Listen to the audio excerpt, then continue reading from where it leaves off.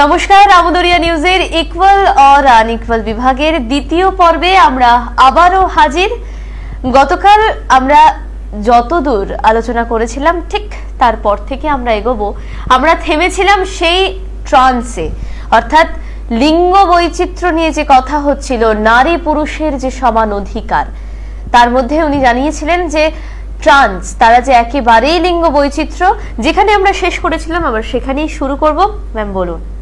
হ্যাঁ, আমি এটাই বলতে চেয়েছি, লিঙ্গ সমতা মানে শুধুমাত্র যে নারী পুরুষ নির্বিশেষে তাদের সমতা, তাদেরকে সরল রেখায় আনা বা তাদের অধিকারের মধ্যে সমতা আনা, সেটা কিন্তু একদমই নয়।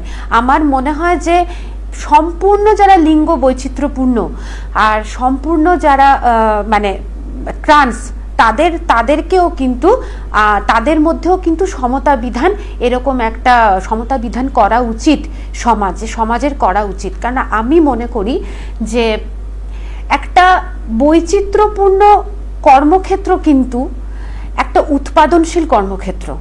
আমাদের কিন্তু প্রায়শই দেখা যায় যে তাদেরকে আমরা খুব একটা গুরুত্ব দিই না। হতেই পারে তাদের মধ্যে অনেক দক্ষতা লুকিয়ে আছে, তো সেখানে তাদেরকে কিন্তু কর্মক্ষেত্রে সুযোগ দেওয়া উচিত। তারা তো কর্মক্ষেত্রে এখন সুযোগ পাচ্ছে, কিন্তু সমাজের ক্ষেত্রে সমাজ কিন্তু পরিবার বহির্ভূত না। পরিবারের থেকে কিন্তু তারা বঞ্চিত হয়ে যাচ্ছে অনেক ক্ষেত্রে। না, আমি যতদূর জানি তারা কিন্তু কিছু পরিবার তাদেরকে কিন্তু কিছু পরিবার, হ্যাঁ, আমি মেয়েতে কনভার্টেড, অবশ্যই পুত্রবধূ হিসাবে বাড়িতে নিচ্ছে। কিন্তু এটা তুমি দেখে থাকবে পরিমাণে সীমিত। এবার সেই জায়গাটায় আমি চাই যে তারাও সমানভাবে তারা এগিয়ে আসুক, আমি এটা চাই একদম। তো এই যে আপনার এই বক্তব্য নিয়ে কি মত? আপনি তো কিছুটা বললেন, তো কি বলবেন? সেই যেখানে থেমে এসেছিলাম যে সোসাইটি এখনো পুরুষতান্ত্রিক, সেটা কি ঠিক?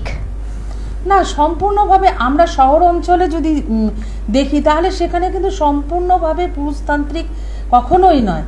আমরা শহর অঞ্চলে দেখেছি মহিলা এবং পুরুষ তারা সমানভাবে জুটি বেঁধে কাজ করছে। সব ক্ষেত্রে কিন্তু যে পুরুষরাই এগিয়ে গেছে, নারীরা পিছিয়ে রয়েছে তা নয়। হ্যাঁ, এবার যদি পাশাপাশি আমি প্রত্যন্ত গ্রাম অঞ্চলের দিকে চলে যাই তাহলে দেখবো সেখানে মহিলারা ঘরমুখী, গৃহমুখী, তারা বাড়ির বাইরে খুব একটা বেরোয় না। সেটা আমি দেখেছি, কিছু জায়গায় দেখেছি, কিন্তু শহর অঞ্চলে তো কখনোই নয়। সেখানে নারী পুরুষ সমান। এবং বড় বড় শহরগুলোতে যদি আরেকটু এগিয়ে যাই, মুম্বাই, চেন্নাই, এখানে তো নারীরা বহু দূর এগিয়ে গেছে, বহু দূর। সেক্ষেত্রে তো কখনোই আমি বলবো না যে নারীরা পিছিয়ে। একদমই, এদিকে এইটা একদমই ঠিক। কিন্তু আমি এখানে একটা ব্যক্তিগতভাবে কিছু কথা আমি বলতে চাই। সেটা হচ্ছে, আমি এই শহরে চাকরি করতে আসি 2013-তে। আমি কিন্তু এখানে সম্পূর্ণ একা ছিলাম, তখন আমার বিয়েও হয়নি। 13-তে প্রথম আমি বলি, যদি সত্যি নারী আর পুরুষকে সমানভাবে দেখা হয়, তাহলে আমি যে প্রবলেমগুলো ফেস করেছি হয়তো সেগুলো হতো না। আমি বলতে থাকছি এক এক করে। প্রথম আমার বাবা এখানে আমার জন্য বাড়ি ভাড়া দেখতে আসেন, এবং তাতে দেখা যায় সবার মনে একটাই প্রশ্ন, ও আপনার মেয়ে একা, বিয়ে হয়নি এখনো, বিবাহিত নয়। মুখের সামনে কোনো জায়গায় আমার বাবাকে দরজা বন্ধ করে দেওয়া হয়েছে যে না, এখানে তো তাহলে একা মহিলাকে এখানে বাড়ি ভাড়া দেওয়া হবে না। তো যাই হোক, কোনো ক্রমে একটা জায়গায় বাড়ি ভাড়া পাই। সেখানে বলতেন এই রুচির সাথে মিলে গেছিল বলে ভীষণই ভালো সেখানে আমি ছিলাম। কিন্তু বাড়িটারই একটা প্রবলেম ছিল, খুব ড্যাম্প হতো, সেজন্য আমাকে বাড়িটা ঘটনাচক্রে চেঞ্জ করতে হয়। এবং সেইখানে গিয়ে আমি যে বাড়িতে আমি ভাড়া থাকি, সেখানে আমাকে এত প্রবলেম ফেস করতে হয়। আমি কেন রাত্রি 9টার সময় বাড়ি ফিরছি, কারণ আমি সেখানে সম্পূর্ণ একা থাকতাম। কেন আমি সবসময় একা চলতে ভালোবাসি, একা আমি মুভি দেখতে ভালোবাসি, কেন আমি ফিরছি তাই নিয়ে প্রশ্নের পর প্রশ্নের সম্মুখীন তাদেরকে হতে হয়েছে। তারপরে এইখান থেকে বাঁচতে এখানে ফ্ল্যাটই কিনে নিলাম খুব তাড়াতাড়ি। সেই ফ্ল্যাটেও প্রত্যেকের প্রশ্ন যে কেন আমি এইখানে একা থাকছি, বিয়ের পরেও কেন আমি একা থাকছি, কেন আমার হাজব্যান্ড এখানে থাকছে না। মানে এটা নিয়ে আমি প্রচণ্ড জর্জরিত হয়েছি, মানে প্রত্যেককে প্রশ্নের উত্তর দিতে দিতে আমি প্রচণ্ড জর্জরিত হয়েছি। তারপরে যখন আমার হাজব্যান্ড ট্রান্সফার নিয়ে এখানে 2016-তে আসে, তারপর থেকে এই ব্যাপারগুলো থেকে কিছুটা আমি মুক্তি পেয়েছি। মানে জানো, তাহলে এখান থেকে আমি যে প্রবলেমগুলো ফেস করেছি তাতে মনে হয়েছে যে না, তুমি এখানে একা চাকরি করছো, একা ফ্ল্যাটে থাকবে কেন, তোমার সাথে কেউ থাকবে না কেন, বা কোনো সময় আমাকে বাঁকা উক্তিও শুনতে হয়েছে। না, এটা কখনো সবসময় যে মেয়েদের ক্ষেত্রে এটা হয় তা নয়, এটা পুরুষদের ক্ষেত্রেও হয়। যখন একজন পুরুষ যখন ঘর ভাড়া নিতে যায়, আমি অবশ্যই একটা ব্যক্তিগত কথা বললাম, অভিজ্ঞতাটা শেয়ার করলাম। আমি দেখেছি যে শুধু মানে পুরুষদের ক্ষেত্রেও একই রকম হয়, কিন্তু আচ্ছা এটা হয়। একটা এক্সাম্পল মানে আমি দেখেছি, আমি যখন আর কি ভাড়া বাড়িতে ছিলাম আর কি, সেখানে আমরা হাজব্যান্ড ওয়াইফ ছিলাম, তো আমার পাশের রুমটা ফাঁকা ছিল, সেখানে একজন অবিবাহিত পুরুষ এসেছিলেন, কর্মসূত্রে তিনি সেখানে পোস্টিং হয়ে এসেছিলেন। তো তাকে কিন্তু দেওয়া হয়নি ঘর ভাড়া, তাকে কিন্তু দেওয়া হয়নি। তিনি কিন্তু একজন সরকারি কর্মচারী হওয়া সত্ত্বেও তাকে দেওয়া হয়নি, কেননা সে একজন ব্যাচেলার পুরুষ। তো এই ক্ষেত্রে আমি কখনোই বলবো না যে না সব জায়গায় যে সমান হয় তা না। এদিক দিয়ে তোমার কথাটা একদম ঠিক, যে হয়তো এই ছোট শহরে এই প্রবলেমগুলো ফেস করতে হচ্ছে, কিন্তু মুম্বাই, দিল্লি এই বা মেট্রো সিটিতে কিন্তু এই প্রবলেমগুলো আমাদের ফেস করতে হয় না।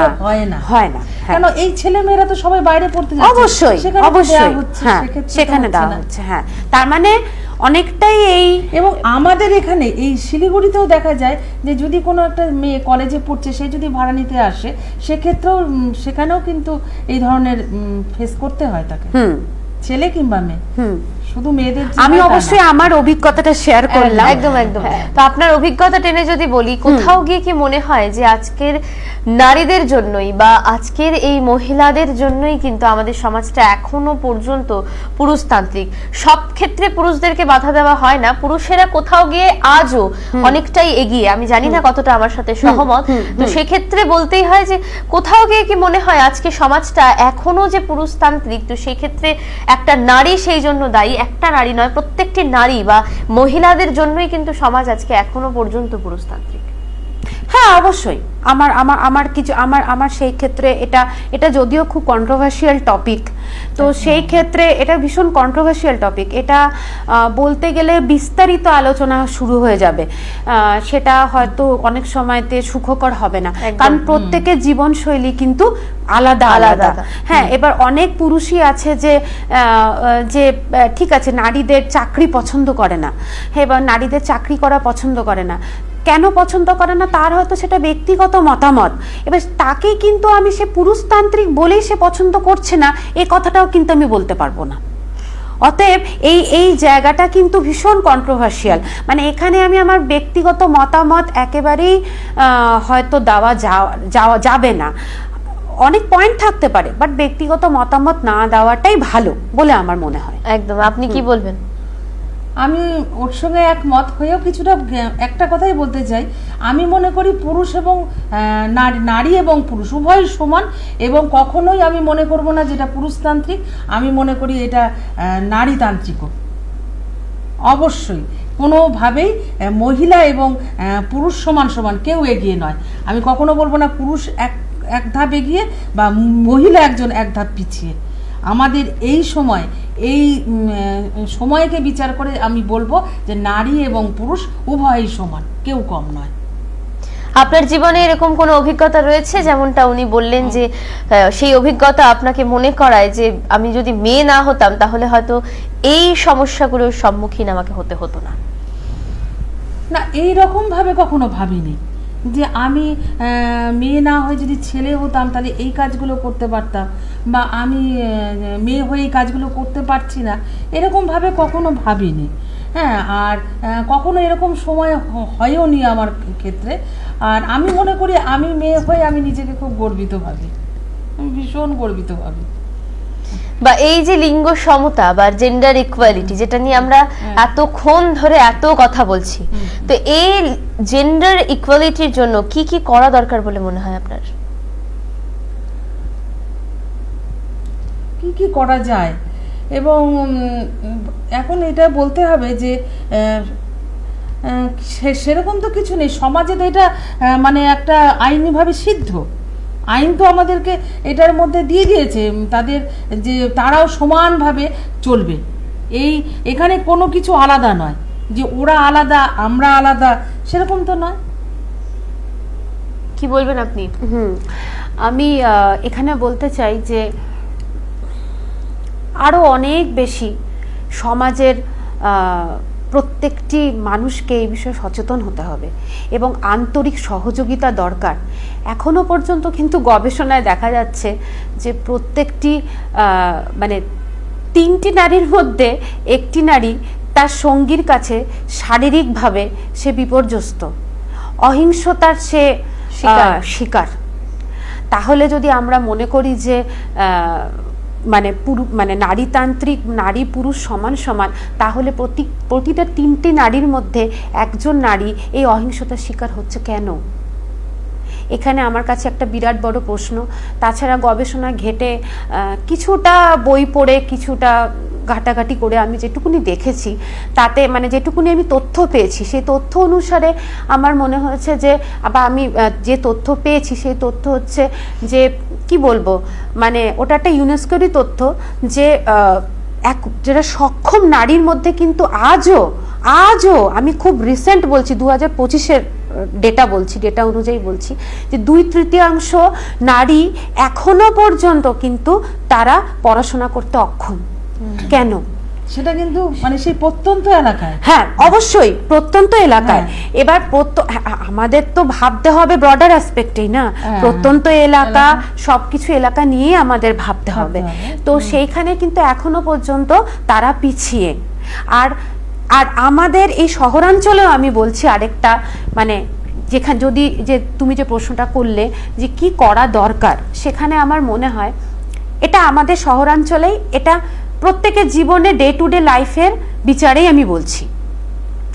একটা বাড়িতে একটা মেয়েও চাকরি করছে, একটা ছেলেও চাকরি করছে। দেখা যায় এক মেয়ে এসে কিন্তু বাইরেরটাও সে সামলাচ্ছে, ঘরেরটাও সামলাচ্ছে। তো আমার মনে হয় তাতে মেয়েদের শরীর কিন্তু অনেক ভেঙে যাচ্ছে। সেই স্বাস্থ্য সচেতনতার দিক দিয়েও কিন্তু ঘরে সমতাটা বজায় রাখা দরকার। ওই কাজটা কিন্তু ভাগ করে নেওয়া উচিত। কারণ একটা মেয়ে যদি সংসারে একটা পুরুষের মতন সমভাবে টাকা মানে কন্ট্রিবিউশন তার থাকে সংসারে, সে আর্থিক দিক দিয়ে থাকুক যে দিক দিয়ে থাকুক কন্ট্রিবিউশন থাকে, তাহলে তার কাজটাও কিন্তু ভাগ করে নেওয়া উচিত। এখানে কিন্তু পরিবারের প্রত্যেকটা সদস্যকে এই বিষয়ে যত্নশীল হওয়াটা দরকার। এটা আমার মনে হয় আমাদের পারিপার্শ্বিক ডে টু ডে লাইফে। বাকি প্রত্যন্ত এলাকায় তো মানে মেয়েদেরকে শিক্ষিত করাটা ভীষণভাবে ইম্পর্টেন্ট। এখনো পর্যন্ত তাতে কি বাল্যবিবাহ দূর হবে? এখনো পর্যন্ত রাজস্থানের অনেক মানে প্রত্যন্ত গ্রামে কিন্তু তাদের শিক্ষা পৌঁছচ্ছে না, এবং সেখানে কিন্তু শিক্ষিত করাটা দরকার। এখনো অনেক গ্রামে গঞ্জে এরকম জিনিস আমরা দেখতে পাই, পেপার খুললেই দেখতে পাই যে কন্যা সন্তান তাকে মেরে ফেলা হলো। আজকে কিন্তু ভ্রূণ হত্যা। আজকে কিন্তু বিদেশে মোটামুটি যখন বাচ্চা মায়ের মাতৃজঠরে বড় হয়, তখন কিন্তু সে যখন আকার নেয়, তখন কিন্তু মারা স্বতঃস্ফূর্ত হয়ে জানতে চায় যে আমার শরীরে কে বড় হচ্ছে, পুত্র সন্তান না কন্যা সন্তান। বিদেশে কিন্তু বলে দেওয়া হয়, কেন এখানে বলে দেওয়া হচ্ছে না? কেন এখানে বলে দেওয়া হচ্ছে না? তার মানে কতটা আমরা পিছিয়ে, যে সেসব দিক দিয়ে আমরা পিছিয়ে, বলে দেওয়া হচ্ছে না কন্যা সন্তান, এবং সেইখানে কন্যা সন্তান হলে মেরে ফেলার ভয়, সেই জন্যই কিন্তু বলে দেওয়া হচ্ছে না। তো আমার মনে হয় এইখানে অতি অবশ্যই যে মা হচ্ছে সে যদি শিক্ষিত হয়, তাহলে কিন্তু সে প্রতিবাদ করবে একদম, যে আমার কন্যা সন্তানকে আমি মেরে ফেলতে দেব না, তাই না? বা এরকমও গ্রামে দেখা গেছে, আচ্ছা কন্যা সন্তান হলো 2 বার পরপর, সেখানে তার পুত্র সন্তান তার সংসারে লাগবেই। কেন? তার শরীরের কষ্ট থাকতে পারে, সে আর হয়তো মা হতে চাইছে না, কিন্তু তাকে জোর করে বলা হচ্ছে। একদম। তো এই পরিপ্রেক্ষিতে আমি একটা কথা বলি, একটু আগে যেটা বলছিলেন যে আমার পুত্র সন্তান লাগবেই, এই কথাটা বলা হয় যে ছেলেরা নাকি বংশের বাতি। এটা আপনারা কতটা বিশ্বাস করেন? না, ছেলেরাই যে বংশের বাতি হবে এটা কেন হবে? মেয়েরা কিসে কম আছে? আচ্ছা, তার থেকেও বড় কথা একটা জিনিস বলা হয় যে মেয়েদের বিয়ে হয়ে গেলে তারা অন্য গোত্রের হয়ে যায়। তারা সাপোজ ধরুন আপনার বিয়ে হয়ে গেছে, আপনার মা বাবা এখনো বেঁচে আছে, পরবর্তীতে যখন বিশেষ করে মুখাগ্নির কথা বলি, সেটাতে নাকি মেয়েরা হস্তক্ষেপ করতে পারবে না, তারা সেটা করতে পারবে না, বা তাদের সেটা করলেও ছেলেদের জন্য আজকে 13 দিনে কাজ হয়, মেয়েদের জন্য 3 দিনে 5 দিনে কাজ হয়, হোয়াট এভার কি কি কি সব নিয়ম রয়েছে। তো সেক্ষেত্রে আমি বলছি যে এই জিনিসগুলোকে আপনারা কতটা মানেন বা কি বিশ্বাস করেন? না, আমি তো ওই জায়গায় মানি না। আমি মনে করি যেমন একটি ছেলের অধিকার আছে তেমনি একটি মেয়েরও অধিকার আছে। যেমন ছেলে তার মা বাবাকে মুখাগ্নি করতে পারবে, একটি মেয়ে তার মা বাবাকে মুখাগ্নি একদমই তাই। যার সিঙ্গেল চাইল্ড, যে একমাত্র কন্যা সন্তান যার, সেই ক্ষেত্রে তো উঠে আসেই যে সে তার মুখাগ্নি কে করবে? মা বাবার মুখাগ্নি হ্যাঁ হতে পারে যে পরিবারের অন্যান্য ভাইয়ের ছেলেরা করলো, যার সেখানেও থাকা না, ট্যালি করে দেখা গেছে সেটাও নেই। এখানে আমি একটা ছোট্ট জিনিস, আমার ছোটবেলার একটা অভিজ্ঞতা শেয়ার করছি। সেটা হচ্ছে নীল ষষ্ঠী, নীল পূজা। সেটা কিন্তু প্রত্যেক মারা কি করে, পুত্র সন্তানের জন্য করে। কিন্তু আমার ঠাম্মা কিন্তু আমার মাকে সবসময় বলে এসেছে, পুত্র সন্তান নেই তো কি হয়েছে, কন্যা সন্তানের মঙ্গল অমঙ্গলও করতে হবে। ঠাম্মা আজ বেঁচে নেই, কিন্তু ঠাম্মার এই কথাটা আমার মনে সত্যি গেঁথে আছে। আমার মা কিন্তু আজও আমার মঙ্গল কামনায় কিন্তু মা নীল ষষ্ঠী করে যাচ্ছে।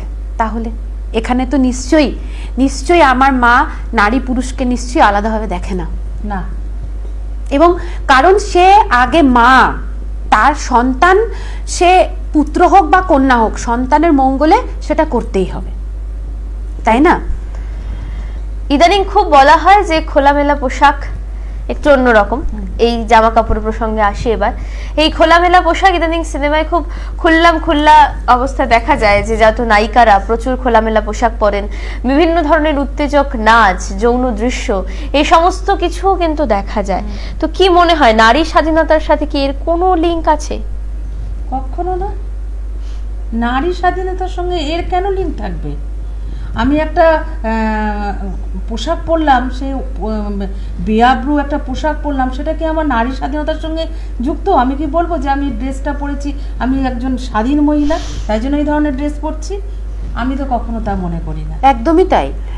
একটা ড্রেসের উপরে নির্ভর করে তো কখনো একটা মেয়ের স্বাধীন চেতা মনোভাব প্রমাণ হয় না। অনেক জায়গাতে আমি এরকমও দেখেছি যে সে হয়তো কিছুই না, নিজেকে সে ড্রেস পরে খুব হয়তো সে ড্রেস পরে যোগ্যতাই নেই, যে মানে একটা খোলা ড্রেস পরে আমি নিজেকে দেখানোর জন্য চলে গেলাম, কিন্তু আমার সেখানে কোনো যোগ্যতা বলতে আমি কি চাইছি, যে সে হয়তো একা রাস্তাঘাটে চলতে পারেই না, তার মানে সে ওই ড্রেসটা পরারও তার কোনো অধিকার নেই আমার মনে হয়। কারণ সেখানে কিন্তু সে যদি একজন ছেলে তাকে টিজ করলো, সেখানে কিন্তু সে যোগ্য জবাব দিতে পারবে না, কারণ তার জন্যও কিন্তু যোগ্যতা লাগে, তাই না? একদমই তাই। এত বছরের লাইফ জার্নিতে ছোটবেলা থেকে যা যা শিক্ষা বা লেসন পেয়েছেন, তো সেই সমস্ত কিছুর থেকে এখনো কোন কোন 3টে জিনিস যা আপনারা এখনো মেনে চলেন? জীবনটা খুব ডিসিপ্লিন ভাবে চালানো উচিত। আমি 1 নম্বরে এটা দেবো। খুব ডিসিপ্লিন ভাবে চললে আমার মনে হয় প্রত্যেকটা মানুষের জীবন খুব সুন্দর হবে। ডিসিপ্লিন বলতে সেই নয় যে আমার এটা বাঁধা আছে, এটা করতে পারবো না, ওই জায়গায় যাব না, বা আমি কোনো সিনেমা দেখবো না, বা আমি কোনো জায়গায় হোটেলে গিয়ে খাবো না, তা নয়। কিন্তু আমি সব কিছু করবো, কিন্তু ডিসিপ্লিন যেন আমার জীবনে থাকে। হ্যাঁ, এটা আমি মনে করি। আর বাকি দুটো ও বলুক। আমি একটা কথা এই ক্ষেত্রে খুব মনে পড়ছে আমার, ছোট থেকে বড় হওয়ার বললে তো যে ছোট থেকে বড় হওয়ার যে জার্নিতে কোনো একটা মন খারাপ করা দিনে নিজের কাছে হয় না, অ্যাডোলেসেন্স পিরিয়ডে আমরা অনেক সময় অনেক কিছু ভুল করি, তো সেই ক্ষেত্রে নিজের কাছে মানে মনে হয়েছিল যে আমি হেরে গেছি। তো ছাদে বসে খুব কাঁদছিলাম। তো তখন আমার বাবা আমার কাঁধে হাত রেখে আর মাথায় হাত বুলিয়ে একটাই কথা বলেছিলেন, জীবনে কোনোদিনও হারানোর ভয় পাবি না, নিজেকে এমনভাবে তৈরি কর যেন তোকে হারানোর ভয় সবাই পায়, তুই যেন কাউকে হারানোর ভয় না পাস। তো এই নীতিটা কিন্তু আজও আমি মেনে চলি। তো এইখানে আমার বাবাকে অনেক অনেক অনেক থ্যাংক ইউ। অনেক সময় হয় না মা বাবাকে থ্যাংক ইউ বলতেও কোথাও যেন একটা লজ্জা লাগে, তো মানে মেনে চলছি ঠিক কথা এই নীতিটা, কিন্তু বাবাকে কিন্তু থ্যাঙ্কসটা সেদিনকে আমার বলা হয়নি, তো আজকে আমি বলতে চাই অনেক থ্যাংক ইউ আমার বাবাকে। তো মানে সমস্ত ক্রেডিটটা সে আজকে আমি এত বড় হয়েছি এই নীতিতেই আমি চলি। তো তো এর জন্য আমার বাবাকে অনেক ধন্যবাদ। যাই হোক, এটা গেল একটা। আর দ্বিতীয়ত হচ্ছে আরেকটা, মানে আমি তো একজন পেশায় শিক্ষিকা, তো আমার মনে হয়েছে যে শিক্ষিকারা বা শিক্ষকরা কিন্তু ভীষণভাবে একজন ছাত্র খুব ভালো রেজাল্ট করলে খুব খুশি হয়, তো খুব স্বাভাবিক সেটা। কিন্তু আমার মনে হয় তার পাশাপাশি যদি কোনো ছাত্র ভালো রেজাল্ট না করে মানুষের মতন মানুষ হয়, সেটা কিন্তু আমি শিক্ষিকা হিসেবে আমাকে খুব আনন্দ দেয়। তো অনেক ক্ষেত্রে আমি আজও এই নীতিটা মেনে চলি। কীরকম নীতি আমি বলি, ক্লাসরুমে গিয়ে কিন্তু অনেক সময় হয় পড়াতে ইচ্ছে করছে না, তখন কি করি, ওদের সাথে বিভিন্ন ধরনের গল্প করি যাতে ওরা ভালো মানুষ কিভাবে হতে পারে নিজের কাছে, নিজের মা বাবার কাছে, সমাজের কাছে। তো এইগুলো দেখে ওরা যখন পড়াই তখন আকাশের দিকে তাকিয়ে থাকে, যখন এইগুলো বলি তখন মন্ত্রমুগ্ধের মতন শোনে। তো আমার মনে হয় এই নীতিটা আমি ছাত্রীদের কিন্তু এখনো অবধি দিয়ে আসি। আর বাকি রইল হচ্ছে আত্মবিশ্বাস, সে ছেলে হোক বা নারী হোক, মানে নারী হোক বা পুরুষ হোক। আমার মনে হয় প্রত্যেকের আত্মবিশ্বাসটা ভীষণভাবে, নিজের মধ্যে আত্মবিশ্বাসটা যে কোনো পরিস্থিতিতে গ্রো করা, প্রত্যেকটা দিন গ্রো করা মৃত্যু পর্যন্ত, সেটা খুব ইম্পর্টেন্ট, থাকাটা খুব জরুরি। একদম ভীষণ ভালো লাগলো আপনাদের সাথে কথা বলে, অনেক কিছু আমরা জানলাম। আমরা আমাদের আজকের এই ইকুয়াল অর আনইকুয়াল বিভাগের এই পর্ব আমরা শেষ করব, তবে শেষ করার আগে আপনাদের দুজনের জন্যই একটা শেষ প্রশ্ন, সেটা হচ্ছে যে কখনো মনে হয় যে ভাগ্যিস মেয়ে হয়েছিলাম যার জন্য এই সুবিধাগুলো ভোগ করতে পারছি? বিশেষ করে মনে হয় যখন আমি কলকাতায় পড়াশোনা করতাম, তখন মানে কৃষ্ণনগর বিএড কলেজে আমি চাকরি করেছি। ওই যে শিয়ালদা লোকালে ঝুলে ঝুলে যাওয়া, তখন আমার মনে হয় যে লেডিস কম্পার্টমেন্ট আছে, বাবা বেঁচে গেছি। যদি জেনারেল কম্পার্টমেন্টে আমাকে জার্নি করতে হতো, না জানি আমি পদপৃষ্ঠ হয়ে মারাই যেতাম। এরকম আমার মনে হয়েছে যে লেডিস কম্পার্টমেন্ট যে প্রত্যেকটা ট্রেনে, বর্তমানে বোধহয় আরও বাড়ানো হয়েছে লোকাল ট্রেনে, তো সেটাতে সত্যি খুব উপকৃত হয়েছি। Not only train, local train, মেট্রোতে যেখানে লেডিস কম্পার্টমেন্ট, সেখানে আমার মনে হয়েছে যে মেয়ে হয়েছি, তো সত্যি এটা একদিকে ভালোই হয়েছে। আর বিশেষ করে হচ্ছে যখন ট্রেন হয়তো একদম 11th আওয়ার্সে এসে পৌঁছেছি, ভোর 5টা 5-এ কখনো কখনো আমাকে ট্রেন ধরতে হতো শিয়ালদা স্টেশনে, তখন আমার মনে হয়েছে যে 5টা 5-এ এসে পৌঁছেছি, যদি অত বড় লম্বা জেনারেল লাইনে আমি দাঁড়াতাম তাহলে টিকিটকে আমার তো ট্রেনই মিস হয়ে যেত। লোকাল ট্রেনের টিকিটে বা যে কোনো সারিতে যে মেয়েদের জন্য সংরক্ষিত লাইন থাকে, তো সেখানে আমার মনে হয়েছে যে এটা হওয়াতে খুব আমি উপকৃত হয়েছি। রাস্তা ট্রেনে বলি, দক্ষিণবঙ্গে যেমন এই ব্যবস্থাটা আছে, উত্তরবঙ্গের জন্য কোনো সংরক্ষণ নেই। বাস, আমাদের এখানে তো বাসটাই মেন, এখানে কোনো ট্রেন নেই, লোকাল ট্রেন নেই, তাই জন্য বাসে কোনো সংরক্ষণ নেই। তাহলে সবসময় আমরা মনে করেছি যে ছেলে মেয়ে উভয়ই সমান। একদম ভীষণ ভালো লাগলো আপনাদের দুজনকে, অসংখ্য ধন্যবাদ আজ আমাদের সাথে আপনারা এসেছেন, আমাদের সময় দিয়েছেন, আপনাদের সাথে এত কিছু আমরা আলোচনা করতে পারলাম। তবে একটু আগেই উনি বলছিলেন যে এটা একটা কন্ট্রোভার্সিয়াল টপিক, একদম। হ্যাঁ, তো সেক্ষেত্রে এই বিস্তারিত বলার কারণ এই আলোচনা কিন্তু একেবারে ছোট নয়। আমরা যত কথা বলতে চাইবো একদম এন্ডলেস টপিক। হ্যাঁ, সত্যি তাই, আরো কথা আছে, আরো কথা, একদম। কিন্তু আমাদের সেই যে সময়সীমা বেঁধে দেওয়া, তাই শেষ তো করতেই হয়। সবাই খুব ভালো থাকবেন এবং সুস্থ থাকবেন, আর অবশ্যই চোখ রাখতে হবে আমুদরিয়া নিউজের ইকুয়াল অর আনইকুয়াল বিভাগে। আজ তবে শেষ করছি, ধন্যবাদ।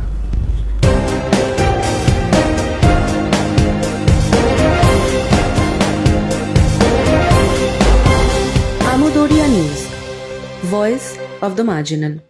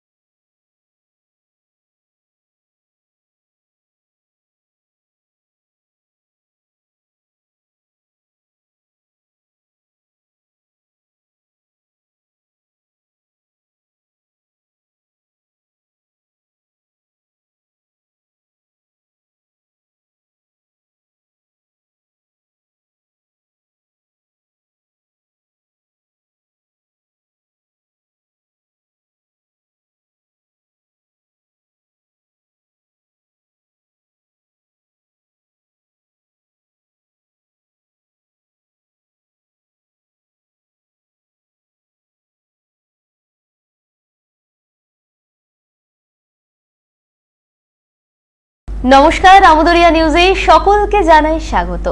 আমি বর্ণা, আর আজ আমার সাথে আমদরিয়া স্টুডিওতে রয়েছেন দুজন বিশিষ্ট মানুষ যারা কিন্তু একাধিক কর্মকাণ্ডের সাথে যুক্ত। তো আজ আমরা হাজির হয়ে গেছি ইকুয়াল অর আনইকুয়াল বিভাগের নতুন একটি পর্ব নিয়ে। প্রথমেই পরিচয়টা সেরে ফেলি। আমার একেবারে ডান দিকে যিনি বসে রয়েছেন তিনি হলেন তরাই তারাপদ আদর্শ বিদ্যালয়ের শিক্ষিকা, সংস্কৃত বিভাগের শিক্ষিকা প্রিয়াঙ্কা দে। নমস্কার। নমস্কার। তারপর যিনি রয়েছেন উনি হলেন একতারা ফোক ব্যান্ডের একজন সদস্য এবং সেই সঙ্গে নাটক করতে ভীষণ ভালোবাসেন। সেই সুবাদে নাটক করা, বিভিন্ন জায়গায় নাটক করেছেন। উনি হলেন শ্রাবণী মণ্ডল মিত্র। নমস্কার, স্বাগত আপনাকে। প্রথমে বলি দুজনকেই যে কেমন আছেন আপনারা? ভালোই আছি। ভালোই চলছে। একদম। তো প্রথমে একটু নিজেদের সম্পর্কে আমাদের আজকের যারা ভিউয়ার্স রয়েছে তাদের কিছু বলুন। আমার নাম তো প্রথমেই পরিচয় হয়েই গেল। আমার নাম প্রিয়াঙ্কা দে। আমার বাড়ি অ্যাকচুয়ালি বর্ধমান জেলার রানীগঞ্জ শহরে। তো আমার স্কুলিং, কলেজ সবই আসানসোলে। তারপরে আমি মাস্টার ডিগ্রি করতে চলে যাই কলকাতায়, যাদবপুর ইউনিভার্সিটি। তারপরে সেখান থেকে বিএড, এমএড কমপ্লিট করে আমি প্রাইভেট সেক্টরে ছিলাম, মানে প্রাইভেট বিএড কলেজে 2 বছর। তারপরে স্কুল সার্ভিস কমিশন পরীক্ষার মাধ্যমে আমি এখানে রিক্রুটেড হই, মানে নর্থ বেঙ্গলে। আচ্ছা, তারপর থেকে তরাই তারাপদ আদর্শ বিদ্যালয়তেই আছি। ভবিষ্যতেও এখানেই থাকার ইচ্ছা আছে। আর থাকতে থাকতে দেখতে দেখতে ওই বেলা বয়ে যাওয়ার মতন 10-11 বছর হয়েও গেল চাকরি। ভীষণ ভালো। তো ম্যাডাম, আপনি আপনার নিজের সম্পর্কে একটু কিছু বলুন। আমার নাম শ্রাবণী মণ্ডল মিত্র। আমি নকশালবাড়ির মেয়ে। নকশালবাড়িতেই আমার জন্ম। আমার পড়াশোনা নকশালবাড়িতে। আমি মাধ্যমিক এবং উচ্চ মাধ্যমিক নকশালবাড়ি নন্দপ্রসাদ হাই স্কুল থেকেই করেছি। তারপরে আমার কলেজ শিলিগুড়ি, তারপরে ইউনিভার্সিটি নর্থ বেঙ্গল ইউনিভার্সিটি। আর বর্তমানে আমি একজন হাউসওয়াইফ। আর আমি ভীষণ নাটক করতে ভালোবাসি, তাই জন্য নাটকের সঙ্গে জড়িত। আর আমার একটা গানের দল আছে, একতারা। এই একদম। তো আপনাদের কাছে প্রথম যে প্রশ্ন আজকের ইকুয়াল অর আনইকুয়াল বিভাগে, আপনাদের একেবারে ছোটবেলাটা কেমন ভাবে কেটেছে?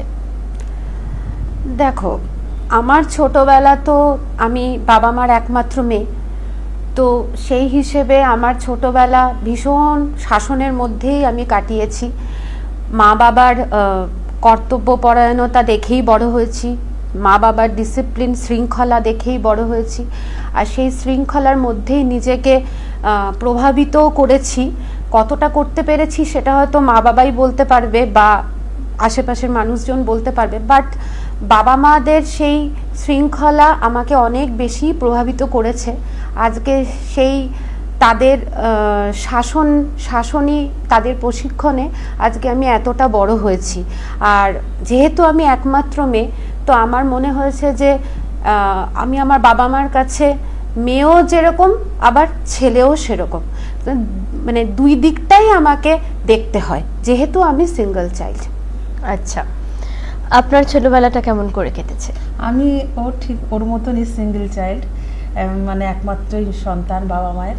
আর ছোটোবেলাটা খুব ডিসিপ্লিনভাবে কেটেছে। আমার বাবা ভীষণ ডিসিপ্লিনড একজন মানুষ ছিলেন, যার জন্য মানে ছোটোবেলাটা ভীষণ শাসন বারণের মধ্যে দিয়ে কেটেছে। কখনো মানে সেইভাবে মানে ছোটোবেলায় সবাই যেভাবে খেলে, একসঙ্গে মেলামেশা করে, সেই জিনিসটা আমার ছিল না। কিন্তু আমি কখনো সেটা নিয়ে কোনো দুঃখ পাইনি আর কি, করেছি এভাবে। আর বাবার কাছে মানে বাবা আমাকে আবৃত্তি শেখাতেন, আর লেখালেখিটা বাবার কাছ থেকেই শিখেছি। বাবা একজন মানে রাজনৈতিক দিক থেকেও একজন ছিলেন আর কি, সেই রক্সাল পিরিয়ডে ওনার একটা ছিল আর কি উনি। তা লেখালেখি এবং এই নিয়ে বর্তমানে আমি বলিনি, এটা আমার লেখালেখিটাও আছে। একটা নাটকও আমি লিখেছি, যেটা গত বছর আর কি আমার দীনবন্ধু মঞ্চে মঞ্চস্থ হয়েছে, গলগ্রহ। বাহ, ভীষণ ভালো। তো এই যে ছোটবেলার কথা আপনারা বললেন, একদম ছোটবেলায় ভীষণ ডিসিপ্লিন, শাসন এসবের মধ্য দিয়ে চলেছে। তো কি মনে হয় যে পরিবার থেকে সব সময় তুমি একজন মেয়ে, তোমার জায়গাটা এইটুকুই, এই সীমাবদ্ধের মধ্যেই তুমি থাকবে, এটা কি সব সময় বোঝানো হতো, নাকি সেই স্বাধীন চেতাটা ছিল আর বলা হতো যে উচ্ছৃঙ্খলতা করো না, বাকি সবটা তোমার হাতে? একদমই তাই। আমার কোনোদিনই আমার বাবা মা আমাকে বেড়াজালের মধ্যে আবদ্ধ করতে চাননি, কোনোদিনই করতে চাননি। আর ঠিক বরঞ্চ আমার মা আমাকে এই যে মানে নারী আর পুরুষের যে সমতার দিক দিয়ে, যে না নারীরা অনেকটা পিছিয়ে, ছেলে হলে তোকে এই কাজটা করতে দিতাম, মেয়ে বলে তুই এই কাজটা করতে পারবি না, এই রকম ধরনের কোনো দিনই কোনো সিদ্ধান্ত আমার উপরে চাপিয়ে দেননি। হ্যাঁ, সাথে এই শিক্ষাটাও ওনারা অবশ্যই দিয়েছেন যে উচ্ছৃঙ্খল একেবারেই হওয়া যাবে না, নিজেকে শৃঙ্খলা মধ্যেই রাখতে হবে, শৃঙ্খলা পরায়ণ হতেই হবে। আর সেদিক দিয়ে হ্যাঁ, তবে ছোটবেলার একটা কথা এই আলোচনা প্রসঙ্গে খুব বলা দরকার, যে আমার মা কিন্তু ছোটবেলা থেকে ভীষণভাবে আমাকে বলে এসেছেন যে জীবনটা তোমার, চাকরি তোমাকে করতেই হবে, জীবনে তোমাকে প্রতিষ্ঠিত করতেই হবে, সে তুমি বিয়ে করো বা না করো, প্রতিষ্ঠিত কিন্তু তোমাকে হতেই হবে। এই ব্যাপারটা আমাকে ছোটবেলায় বলে না, একদম মাথার মধ্যে খোদাই হয়ে ঢুকে যাওয়া, সেই জিনিসটা আমার মাথার মধ্যে সত্যিই ঢুকে গেছে। এবং এখানে আমি বলতে চাই, মানে সত্যি এই জায়গাটাতে আমার মায়ের অবদান আমার জীবনে অনেক বেশি। আমার আজকে প্রতিষ্ঠিত হওয়ার পেছনে মায়ের অবদান অনেক বেশি, কারণ মা কোনোদিনই আমার জীবনে প্রতিষ্ঠিত হওয়াকেই গুরুত্ব দিয়েছেন, কোনোভাবেই বিয়ে হয়ে সংসার করতে হবে সেই দিকটাতে উনি কোনোদিনই জোর দিতেন না। তো এই জন্য আমি বেশি বয়সেও বিয়ে করেছি, তো তাতে আমার কোনো আক্ষেপ নেই। তো এখানে আমি বলতে চাই মায়ের অবদান আমার জীবনে অনেক বেশি। একদমই তাই। তো আমি একটু আগেই যে প্রশ্নটা করছিলাম, সেই যে বেড়াজালে বেঁধে দেওয়া, সেটা কি আপনার জীবনে ছিল? বা তুমি মেয়ে, তোমার এইগুলো কাজগুলোই তোমার জন্য আর বাকি কাজগুলো সব ছেলেদের জন্য, এই যে ব্যাপারটা ছেলে মেয়ের যে একটা বৈষম্যতা, এটা কি পরিবার থেকে কখনো বুঝিয়েছে? ছোটবেলা থেকে যেটা বললাম যে একটা ডিসিপ্লিনের মধ্যে দিয়েই বেড়ে যেতে হবে তোমাকে, তুমি একজন মেয়ে, হ্যাঁ এটা তোমাকে সবসময় মানতে হবে, এটা ছিল। এটা আমার পরিবারে ছিল, যার জন্য আমি মানে বহু দিন পর্যন্ত আমি আমার বাবার শাসনে, বাবা এবং মা, শুধু বাবা বললে হবে না, মা দুজনের শাসন বারণেই কিন্তু বড় হয়েছি। তার জন্য কখনো আর কি ওই একটা খোলা জানলা হয় না, সেই খোলা জানলাটা আমার জন্য ছোটবেলায় কিন্তু ছিল না। ওই সবটাই বড়, মানে বড়দের কথা শুনে চলতে হবে, মা বাবার কথা শুনে চলতে হবে, এটার জন্য আমার যে খুব একটা আক্ষেপ ছিল সেটা নয়, মানে যেহেতু আমি এই পরিবেশে নিজেকে মানিয়ে নিয়েছিলাম, তার জন্য আক্ষেপটা কখনো হয়নি। একদম। তো আপনি তো এইভাবে বেড়ে উঠেছেন, কিন্তু আপনার যারা পরবর্তী প্রজন্ম, আপনি যাদের মানুষ করছেন, তাদেরও কি আপনি ঠিক এই একই রকম ভাবে শাসন করছেন, নাকি তাদেরকে একটু আলাদা ভাবে শাসন করছেন? না, আমি যেভাবে বেড়ে উঠেছিলাম না, সেই গণ্ডি থেকে বোধহয় আমি নিজেকে খুব যে বেশি দূর এগোতে পেরেছি তা নয়, কিন্তু মানে আমি যেহেতু আবদ্ধ ছিলাম, আমার তো পুত্র সন্তান, আমার একটাই পুত্র সন্তান, কিন্তু আমি তখন না ছেলেকে যখন আমি দেখেছি, যে ছেলেকে হয়তো বলতে গেছি যে আমি তো এইভাবে বড় হয়েছি, তুমি ওইভাবে হও, কিন্তু সে তখন আমার যে হাজবেন্ড, সে তখন বলেছে না, তাকে স্পেস দিতে হবে, সবসময় প্রত্যেকটা মানুষের জন্য একটা দরকার আছে। এটাই যদি আপনার পুত্র সন্তান না হয়ে কন্যা সন্তান হতো, তাহলে কি করতেন? আমার মনে হয় একই হতো, মানে আমি যেটা হয়ে এসেছি সেটা আমি একেবারেই তাদের উপরে চাপিয়ে দিতে চাই না, হ্যাঁ, কিন্তু কোনো একটা জায়গায় আমার মনে হয় খুব ডিসিপ্লিন হওয়া দরকার প্রত্যেকটা ছেলে। সেটা কি শুধু মেয়েদের ক্ষেত্রেই? না, ছেলে এবং মেয়ে উভয়ের ক্ষেত্রে আমার মনে হয় ডিসিপ্লিনটা বড় জরুরি, আজকের দিনে খুব জরুরি। বেশ, সেই ডিসিপ্লিনটা শুধু ওই আপনার কি মত, আপনি যেভাবে বেড়ে উঠেছেন সেই পরিপ্রেক্ষিতে বলছি, ডিসিপ্লিনটা কি শুধু ওই গণ্ডির মধ্যেই আমি যা যা বলবো তাই তাই করতে হবে? আপনি একটু আগে যেটা বললেন, না এইটা না, এই জিনিসটা না, আমি যা যা বলবো তুমি তাই তাই করবে সেটা নয়, কিন্তু কিছু ক্ষেত্রে তোমাকে কিন্তু সেভাবেই চলতে হবে। আমি কিন্তু আজকে মানে একজন হাউস ওয়াইফ হয়ে আমি কিন্তু নাটকে গেছি, নাটক করছি, সেটা হ্যাঁ সেই জায়গাটা পেয়েছি তো, সেটা আমার হাজবেন্ডের জন্যই হলেও মানে অবশ্যই সেটা আমি কখনোই না করব না, পেয়েছি। কিন্তু আমি আমার পরিবারে, আমি আমার বিয়ের আগে আমার বাবা মায়ের শাসনে আমি কিন্তু নাটকটা সেইভাবে করতে যেতে পারিনি, যতটা আমি স্কুলে করেছি সেটুকুই, এর বাইরে নয়।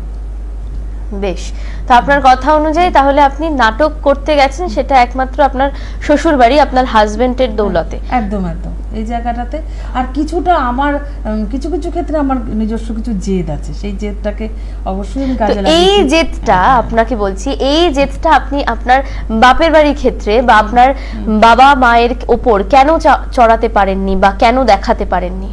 না, তখন আমার না মনে হয়েছে কি যে আমার বাবা মা, আমার মনে হয় প্রত্যেকটা ছেলে মেয়ের ক্ষেত্রে এটা হওয়া উচিত যে বাবা মা যেটা বলছে সেটা অবশ্যই শুনবো।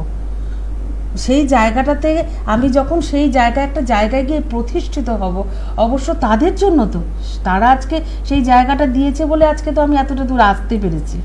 আমি যদি মানে তাদের কথা না শুনতাম, আমি আমার মতন করে চলবো এটা ভাবতাম, তাহলে বোধহয় এই জায়গাটাতে হ্যাঁ, এটা কিন্তু একদমই ঠিক যে একটা সময়ের পরে ম্যাচুরিটি সেরকম আসার পরেই কিন্তু আমার মনে হয় বাবা মা হিসেবে তাদেরকে অ্যালাউ করা, মানে সন্তানকে অ্যালাউ করা উচিত। তার মতামতকে আমি তখনই প্রাধান্য দেব যখন বাবা মার কাছে সেই সন্তান মনে হবে যে না, ও ঠিক দিকে এগোচ্ছে, তখনই দেওয়া উচিত। অথবা এটা কিন্তু আমার বাবারও কথা ছিল যে তুমি স্টুডেন্ট যতদিন আছো ততদিন তোমাকে আমার কথা শুনতে হবে, যখন তুমি স্টুডেন্ট থেকে একটা নিজের পায়ের তলার মাটি শক্ত হবে তখন অবশ্যই আমি তোমার কথা শুনবো, শোনার মতন হলেই শুনবো। একদম, কিন্তু সেই মতামত দেওয়ার যে জায়গাটা, সেই জায়গাটাও তো ওনাদের দেওয়াটা দরকার। যে আমার তুমি আমাকে আজকে এই ডিসিশনটা বললে, আমার মনে হলো এটা এইভাবে করা উচিত। ছোট বলে যে আমার ডিসিশন বা আমার মতামতটা সব সময় ভুল হবে তা তো নয়। তো সেই জায়গাটা কি কখনো আপনারা পেয়েছেন? মতামত দেওয়ার জায়গাটা মান্য হবে কিনা সেটা পরের কথা। না, একদম ছোটবেলাতে তো পাইনি। এখন যেমন দিতে পারছি, বা এখনো কিন্তু আমি দেখেছি কখনো কখনো ক্ষেত্রে তারা তাদের জায়গায় কিন্তু একদম স্ট্রিক্ট, একদম স্ট্রিক্ট, এখনো তাদের সেই ধারণা বদলায়নি। কিন্তু আমার ক্ষেত্রে অনেকটাই আলাদা। আমার ক্ষেত্রে কিন্তু আমার বাবা মা কিন্তু এখনো পর্যন্ত হয়তো খুব একটা ভালো চোখে কোনো একটা বিষয় হয়তো সেই আমি আমার নিজের জামা কাপড় পরা নিয়েই বলছি, তারা যেমন বিশেষ করে ভীষণ আমার মা বাবা দুজনেই খুব ভালোবাসেন যে শাড়ি নারীদের মানে পরলে খুবই ভালো লাগে, নারীর সৌন্দর্য হয়তো আরও ফুটে ওঠে, সেই জিনিসটা তাদের মধ্যে রয়েছে। সমস্ত রকম জামা কাপড় পরা, জিন্স পরা হয়তো তাদের খুব একটা পছন্দের নয়, কিন্তু সেই ক্ষেত্রে যখন তারা দেখতে পাচ্ছে যে এখন আমি সব রকম আধুনিক বস্ত্র পরতে অভ্যস্ত বা আমি নিজের সাথে মানিয়ে নিতে পারছি, তখন কিন্তু তারা সেখানে আপত্তি করছে না। কিন্তু এই আপত্তিটা কিন্তু এই দিকে আপত্তি কিন্তু আমার বাপের বাড়িতেও ছিল। কিন্তু তারপর থেকে ধীরে ধীরে যে না ঠিক আছে, এখন সবাই সব রকমের, হ্যাঁ তোমাকে অবশ্যই সেখানে শালীনতা বজায় রেখে তুমি পড়ো, মানে এটা আমি অবশ্যই ড্রেসের দিক দিয়ে বললাম কথাটা। একদম। বেশ, তা এই যে নারী পুরুষ সমান অধিকার, এই প্রশ্নটা কেন ওঠে বলে আপনার মনে হয়? অবশ্যই এটা একটা মানবিক, মানে কি বলবো, মানব অধিকারের এটা একটা মৌলিক বিষয়। আমি মনে করি যে নারী পুরুষ যদি মানে নারী পুরুষ নির্বিশেষে যদি আমি সমতার ব্যবধান না রেখে যদি সুযোগের দিক দিয়ে, ক্ষমতার দিক দিয়ে, অধিকারের দিক দিয়ে, তার সুরক্ষার দিক দিয়ে তাদেরকে আমরা নিশ্চিত করতে পারি, তাহলে আমাদের সমাজেরই উন্নতি হবে। তার কারণ হচ্ছে নারী পুরুষ তাদের নিজেদের ক্ষমতা অনুযায়ী কিন্তু তারা সমাজে কিছু অবদান রেখে যেতে পারবে, তাতে কিন্তু সমাজের সার্বিকভাবে উন্নতি হবে। একদম, এটাই দরকার। একদম। তা আপনার কি মনে হয় এই যে নারী পুরুষ নিয়ে আমরা কথা বললাম বা সমান নারী পুরুষের সমান অধিকার নিয়ে, তো এটা কি বলা উচিত? হ্যাঁ, অবশ্যই। আজকের দিনে নারী এবং পুরুষ উভয়ই সমান, এবং সামাজিক ক্ষেত্রে হোক, অর্থনৈতিক ক্ষেত্রে, রাজনৈতিক দিক থেকে, সব দিক থেকে নারী এবং পুরুষ সমান। হ্যাঁ, বায়োলজিক্যাল দিক থেকে যদি আমি আসি সেখানেই আমাদের তফাৎ, কিন্তু আদারওয়াইজ প্রত্যেকটা ক্ষেত্রে নারী এবং পুরুষ উভয়ই সমান। আপনাদের ছোটবেলায় মেয়েরা যে ছেলেদের থেকে আলাদা, তারা মেয়েরা একরকম, ছেলেরা একরকম, ছেলেদের জন্য বাড়ির সব থেকে ভালো খাবারটা, মাছের মুড়োটা, এগুলো রাখা থাকবে, বা ছেলেরা একদম আলাদা, মেয়েরা একদম আলাদা, এটা কি বোঝানো হয়েছে কখনো?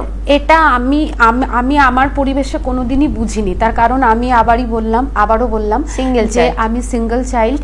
আমার মা, বাবা, দাদু, ঠাম্মা আর আমাদের 5 জন সদস্য বাড়িতে। অতএব আমি নিউক্লিয়ার ফ্যামিলির মেয়ে।